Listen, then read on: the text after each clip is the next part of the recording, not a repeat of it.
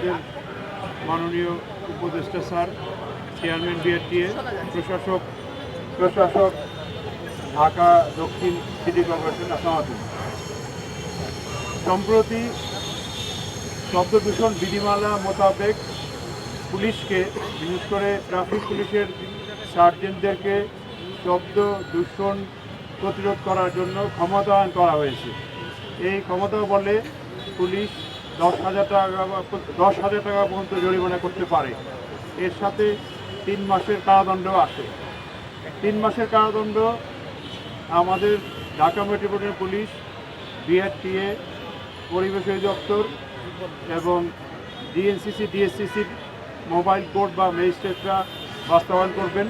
Police সাধারণত অর্থদণ্ড করবেন।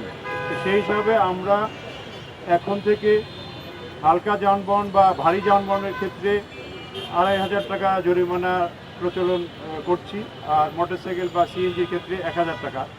ক্ষেত্র বিশেষে দ্বিতীয়বার যদি করা হয় এটা ডাবল হয়ে যাবে।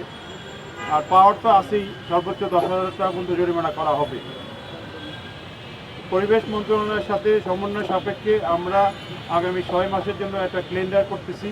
এখানে ডিএসসিসি, ডিএনসিসি, বিআরটিএ সহ অন্যান্য সংস্থার সহায়তায় আমরা বিভিন্ন এলাকাকে পর্যায়ক্রমে নীরব এলাকা ঘোষণায় বাস্তবায়ন করব। নীরব এলাকার মধ্যে যেগুলো গুরুত্ব দেওয়া হবে শিক্ষা প্রতিষ্ঠান, হসপিটাল এবং অফিস এলাকা।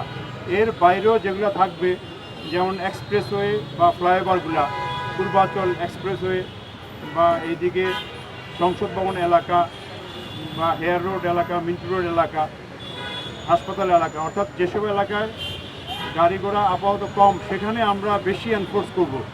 আর গাড়ি যেখানে বেশি আস্তে আস্তে অভ্যাস হবে সেখানে আমরা গ্রাজুয়ালি এনফোর্স করব। তো আমরা পরিবেশ মন্ত্রণালয়কে ধন্যবাদ জানাচ্ছি যে পুলিশকে এই ক্ষমতায়ন করার জন্য।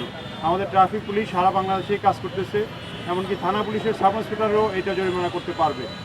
অতএব অন্যান্য মোটরযান আইনের যেসব ধারা ভঙ্গ করলে জরিমানা হয় সেই একইভাবেই আমরা জরিমানা করব। এই জরিমানার টাকা ব্যাংকে চলে যাবে সরকারি নির্ধারিত কোষাগারে। তা আমরা শুধু চালকদের না, আপনাদের মাধ্যমে সকল গাড়ির মালিক এবং গাড়ির যে প্যাসেঞ্জার তাদেরকেও আহ্বান জানাই, তারা যেন তাদের চালককে অন্তত বলে যে এইসব এলাকায় হর্ন বাজানো যাবে না, প্রতিহত করে। তাদের কাছ থেকে যদি প্রতিহত হয় তাহলে আমরা মনে করি যে আইন বাস্তবায়ন সহজই হবে। আর আমরা ট্রাফিক পুলিশ ডিজিটালি এই মামলাগুলো কীভাবে করা যায় সেই প্রযুক্তি আস্তে আস্তে বলবৎ করব। ম্যানুয়ালি হয়তো ঢাকা শহরে অনেক গাড়ি, বাট সেই তুলনায় জনবল কম। ডিজিটাল ডিভাইসের মাধ্যমেও ভবিষ্যতে হর্ন দেওয়ার জন্য মামলা হবে বা অন্যান্য মোটরযান আইন বলবৎ করার জন্য মামলা বর্তমানে হচ্ছে, সেরকম হর্ন বাজানোর কারণেও মামলা হবে।